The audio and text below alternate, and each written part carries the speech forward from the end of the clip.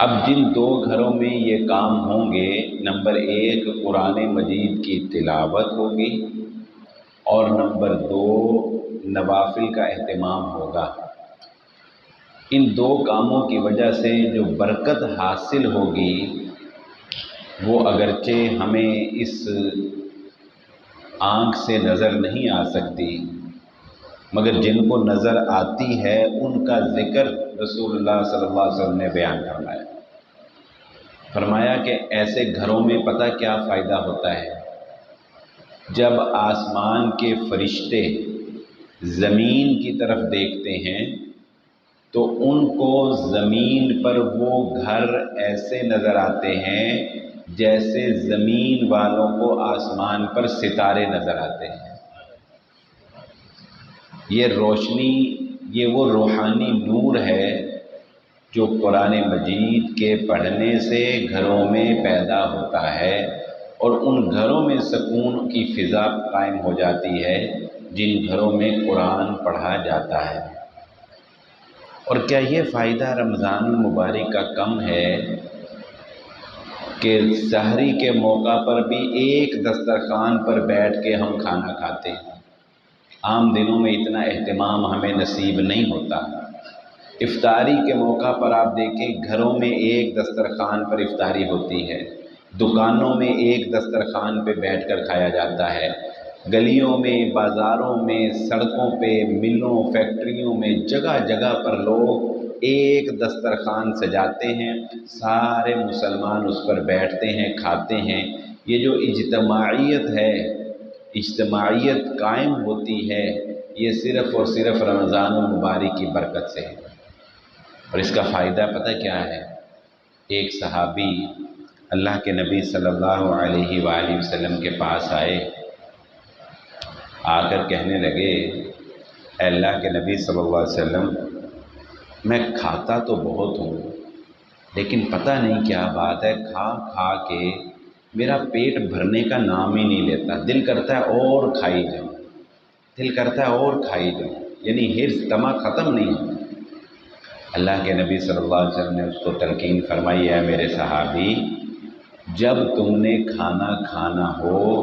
تو کوشش کرنا کہ سارے گھر والے ایک جگہ پر بیٹھ کر ایک دسترخوان پہ کھانا کھائیں۔ ایک دسترخوان پر کھانا کھانے سے اللہ کھانے میں برکت پیدا فرما دیتا ہے، اور تھوڑا کھانا بھی انسان کا پیٹ بھر دیتا ہے، انسان کی خواہش پوری کر دیتا ہے، حرص، طمع اور لالچ انسان کے اندر سے ختم ہو جاتا ہے۔ یہ رمضان المبارک کی برکت ہے کہ اس میں ہم تھوڑا بھی کھاتے ہیں تو اللہ رب العزت ہماری طاقت کو بحال رکھتا ہے۔ یہ وہ اجتماعیت ہے، یہ وہ ایک دسترخوان کی برکت ہے جو رمضان المبارک کے اندر آپ کو نظر آتی ہے۔ پھر آپ دیکھیں، حافظ صاحب آپ کو میری اس بات کی تصدیق کر دیں گے کہ اگر یہ رمضان المبارک کے اندر قیام اللیل میں قرآن سنانے کا اہتمام نہ ہو، مساجد میں، گھروں میں اگر ہمارے بچے حافظ قرآن رمضان المبارک میں قرآن سنانے کا اہتمام نہ کریں تو آپ کے 90% بچے جو ہیں وہ قرآن کو یاد نہیں رکھ سکیں۔ یہ صرف رمضان کی برکت ہے کہ ذمہ داری سر پہ پڑتی ہے کہ ہم نے قرآن سنانا ہے، پورا ہم نے مکمل کرنا ہے، تو اس کی وجہ سے بچے جو ہیں وہ قرآن مجید کو یاد رکھ پاتے ہیں۔ پہلے ٹھیک تھا؟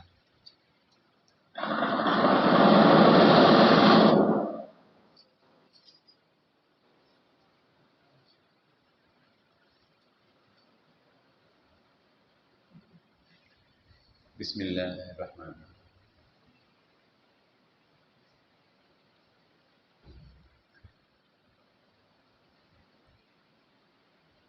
اور آگے چلیے تو آپ رمضان المبارک کے اندر جو روزے رکھتے ہیں اور جو راتوں کو قیام کرتے ہیں، اس کا اخروی فائدہ بھی یہ ہے کہ رسول اللہ صلی اللہ علیہ وآلہ وسلم نے ارشاد فرمایا، من صام رمضان ایمانا واحتسابا غفر له ما تقدم من ذنبه، کہ رمضان المبارک کی برکت سے روزے رکھنے والوں کے سابقہ تمام گناہوں کو اللہ رب العزت معاف فرما دیتا ہے، اور راتوں کو قیام کرنے والوں کے سابقہ گناہوں کو بھی، اور آئندہ پورے ایک سال آئندہ رمضان تک، اگر رسول اللہ صلی اللہ علیہ وسلم نے فرمایا اگر تم کبیرہ گناہوں سے بچتے رہو تو اس رمضان کی برکت سے آئندہ سال کے رمضان تک کے تمام صغیرہ گناہوں کو بھی اللہ معاف فرما دیتا ہے۔ یہ اس رمضان المبارک کی برکات ہیں جو الحمدللہ چلتی سانسوں کے ساتھ ہمیں دیکھنے کو مل رہی۔ پھر اگرچہ یہ بات اپنی جگہ درست نہیں ہے کہ انسان ان بابرکت ساعتوں میں بازاروں کی رونق کا باعث بنے، اور بازاروں میں جو ہمیں رونق نظر آ رہی ہے اس طرح کی رونق رمضان کی طاق راتوں میں بالخصوص ہو، یہ اپنی جگہ ایک غلط امر ہے۔ لیکن اگر ہم معاشی طور پر بات کریں تو آپ کاروباری حضرات سے پوچھ سکتے ہیں کہ کتنے ایسے کاروبار ہیں جو رمضان المبارک کے اندر اپنے پورے سال کے خرچوں کو برابر کر لیتے ہیں۔ یعنی عید کی خوشی جو اللہ نے ہمیں دی ہے، اس خوشی کی وجہ سے پورے سال کا لوگوں کا رزق جو ہے وہ گویا الحمدللہ رزق بھی اللہ رب العزت کی ایک بہت بڑی نعمت ہے۔ تو اس رمضان المبارک کے بعد آنے والی عید کی تیاریوں کی وجہ سے مسلمانوں کو اللہ رب العزت وافر رزق بھی عطا فرماتا ہے۔ اور پھر یہی کافی نہیں ہے، اگر اس رمضان المبارک کی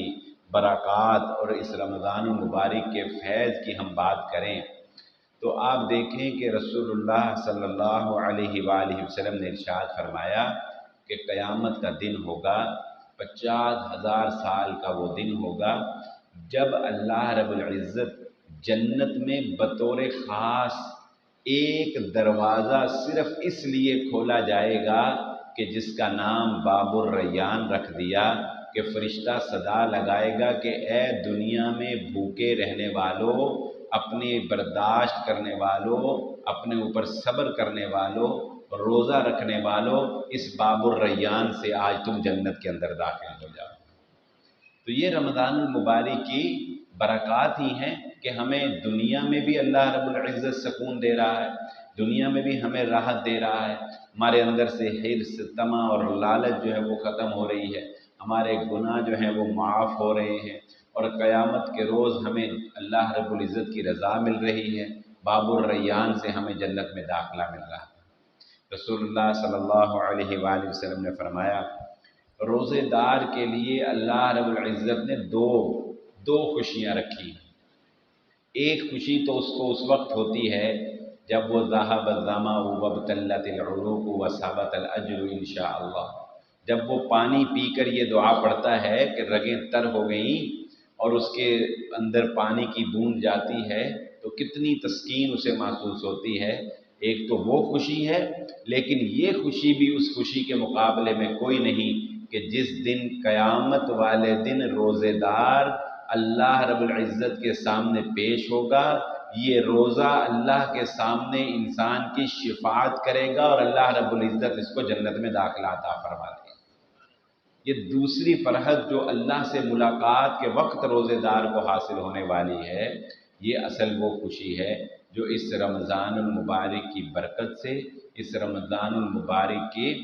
فیض سے ہمیں حاصل ہوتی ہے۔ اور میں تو یہ بھی دیکھتا ہوں، آپ نے بھی یہ مشاہدہ کیا ہوگا کہ اس رمضان کے آنے سے پہلے مسجدوں کی بھی سنی جاتی ہیں۔ کتنے مسجدوں کے ایسے کام ہیں جو لوگ سارا سال نہیں کرواتے، لیکن رمضان آنے سے پہلے کہتے ہیں کہ جی اس کی اے سی ٹھیک کروا لو، اس کی فلاں جگہ پینٹ ہونے والا ہے پینٹ کروا لو، کوئی فلاں چیز خراب ہے، کوئی سوئچ پنکھا، یعنی گویا رمضان المبارک کی آمد سے پہلے مساجد کی تزئین، مساجد کی آرائش کا اہتمام کیا جاتا ہے۔ اس مہینے میں لوگ صدقہ اور خیرات کثرت سے کرتے ہیں، دلوں کا بخل ختم ہوتا ہے، انسانیت کا درد محسوس ہوتا ہے، انسانیت کی ہمدردی پیدا ہوتی ہے۔ یہ ہمارے صدقہ اور زکوٰۃ مدارس، مساجد اور اس کے ساتھ ساتھ دین کی اشاعت کے ادارے، دین کی فروغ کے اداروں پر خرچ ہوتے ہیں۔ تو آپ مدارس والوں سے پوچھ کے دیکھ لیں، سارے رمضان المبارک کے اندر گویا کہ وہ اپنے پورے سال کے معاملات کو سیٹ کرتے ہیں۔ گویا اس رمضان کی برکت سے آپ کا دین اس وقت بقا حاصل کیے ہوئے، آپ کے دین کو بقا ہے، آپ کے دین کی اشاعت کا کام اس رمضان کی برکت سے ہو رہا ہے، آپ کا دین فروغ اس رمضان کی برکت سے پا رہا ہے۔ یہ اللہ رب العزت نے اس رمضان المبارک کے مہینے کو ایسے ہی نہیں سعادتوں سے بخشا، اور یقیناً یہ سعادتیں اگر کسی وجہ سے ہیں تو شہر رمضان الذی انزل فیہ القرآن ھدی للناس وبینات من الہدی والفرقان، یہ اس وجہ سے بھی ہیں کہ اللہ رب العزت نے اس ماہ مبارک کے اندر قرآن مجید جیسی عظیم کتاب کو نازل فرمایا۔ قرآن مجید فرقان حمید وہ کتاب جسے قیامت تک اللہ رب العزت نے محفوظ رکھنے کا انتظام فرمایا۔ اللہ رب العزت نے فرمایا اِنَّا نَحْنُ نَزَّلْنَا الذِّكْرَ وَإِنَّا لَهُ لَحَافِظُونَ، اس قرآن کو، اس نصیحت کو ہم نے نازل کیا اور اس کی حفاظت بھی ہم ہی کرنے والے ہیں۔ اور یہ بات سمجھ لیجیے اچھی طرح کہ قرآن مجید کی حفاظت وہ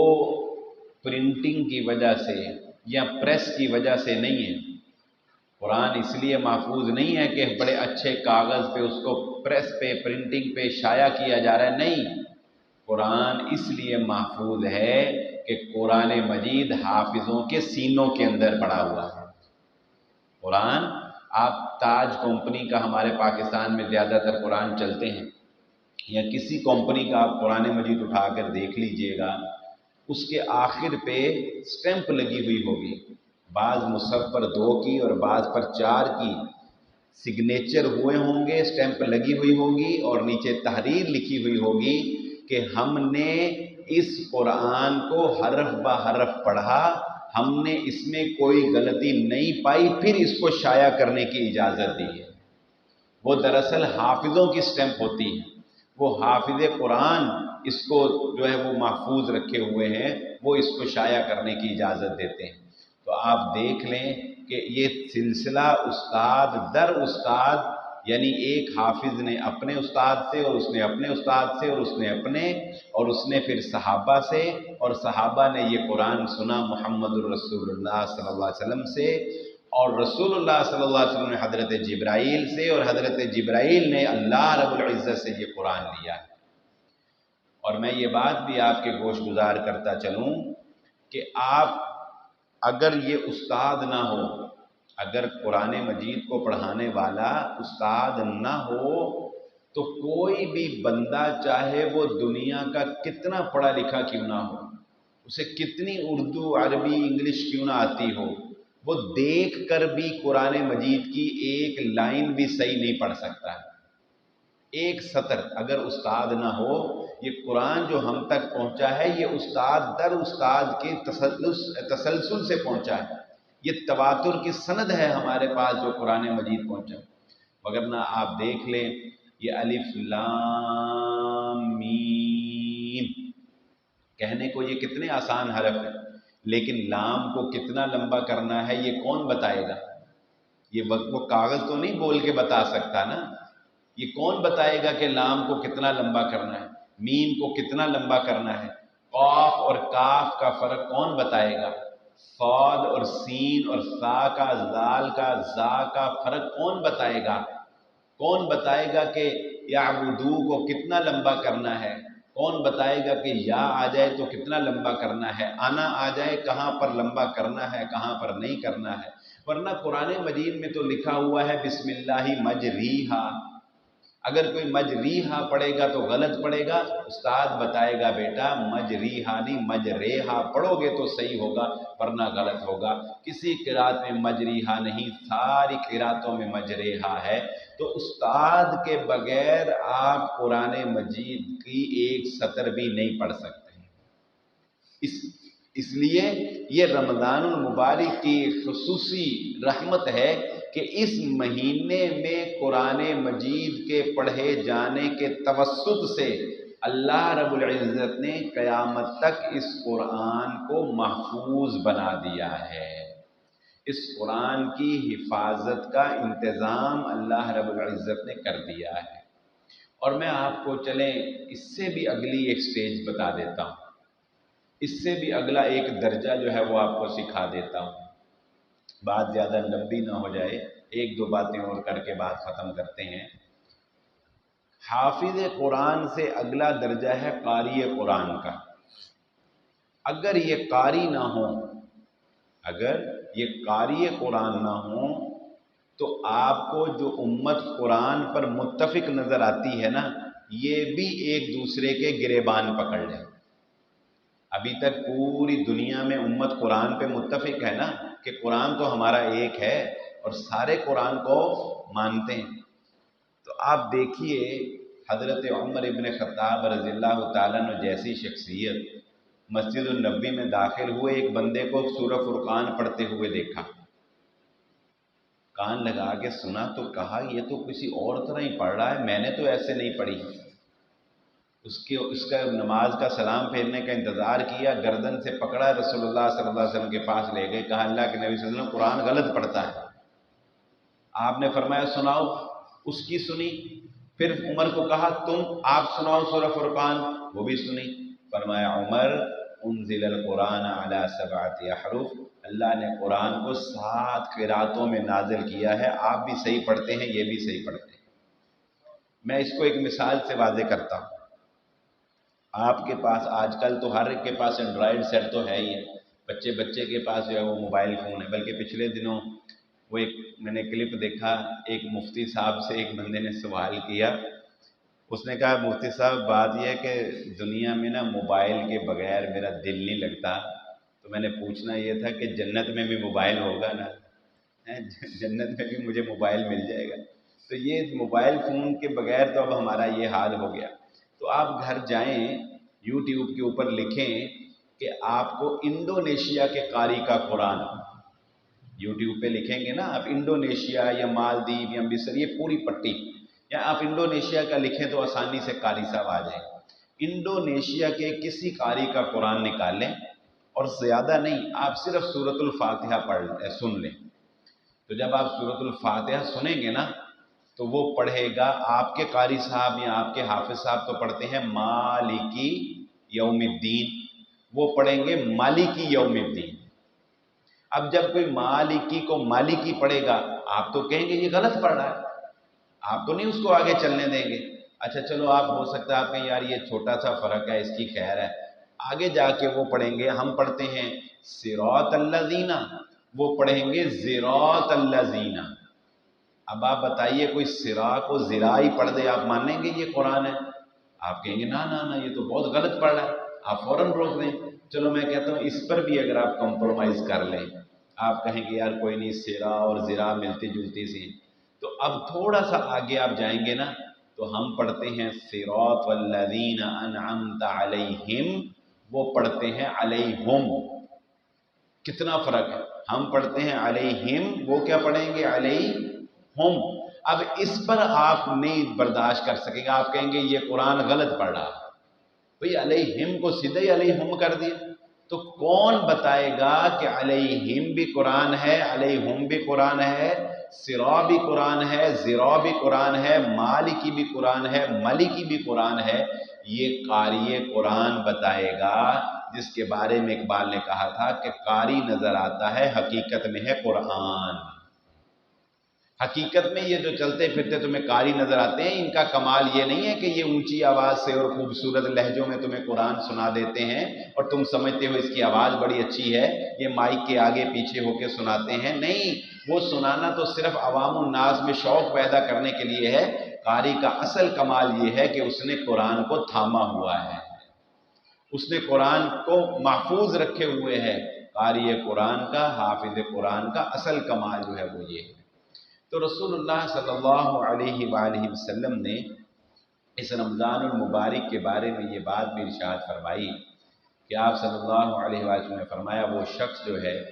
وہ بڑا ہی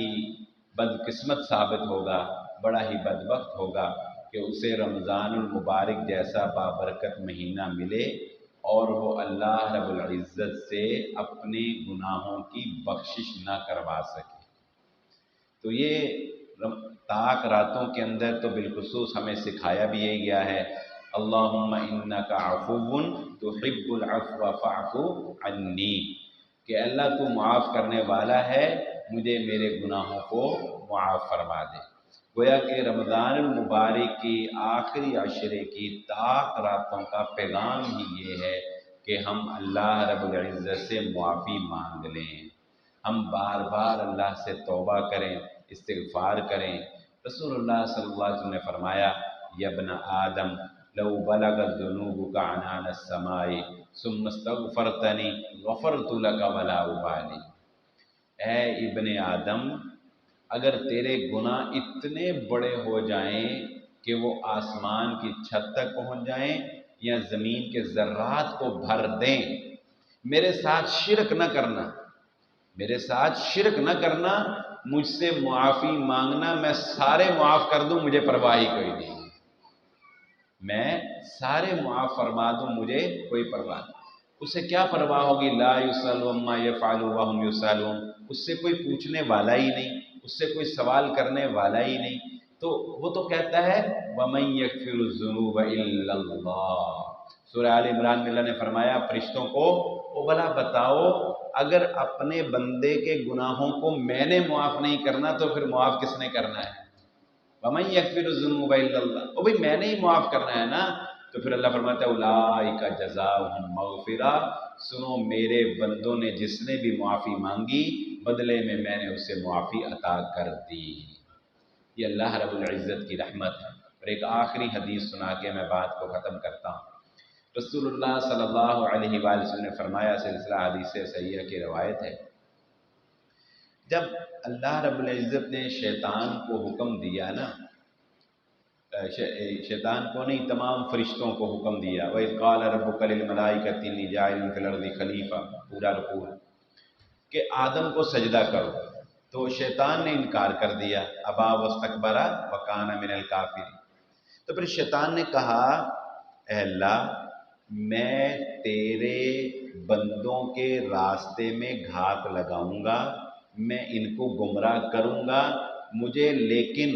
آدم کے آخری انسان تک زندگی چاہیے، آدم کے آخری انسان تک زندگی چاہیے۔ اللہ نے کہا جا، تجھے آخری دن تک زندگی دی۔ اس نے کہا میں آگے سے، پیچھے سے، دائیں سے، بائیں سے اس کے اوپر حملہ کروں گا۔ اللہ نے کہا کر لینا۔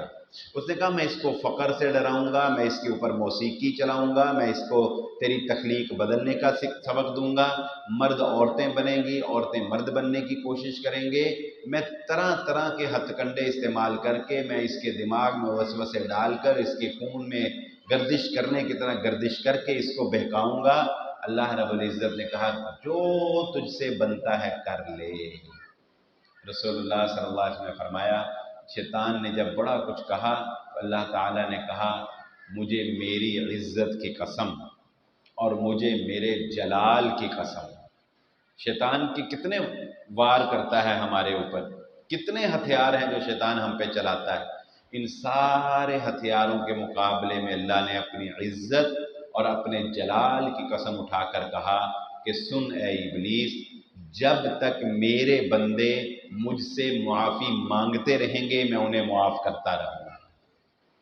یہ ہے اللہ رب العزت کی رحمت جو ابلیس کے بڑے سے بڑے وار کے مقابلے میں انسان کو عطا کی گئی ہے۔ اللہ رب العزت سے دعا ہے اللہ مجھے اور آپ کو جو کہا اور جو سنا سمجھنے کی اور عمل کرنے کی توفیق عطا فرمائے۔ وآخر الدعوانا ان الحمد للہ رب العالمین۔ ہمارے بچوں سے سوال کرے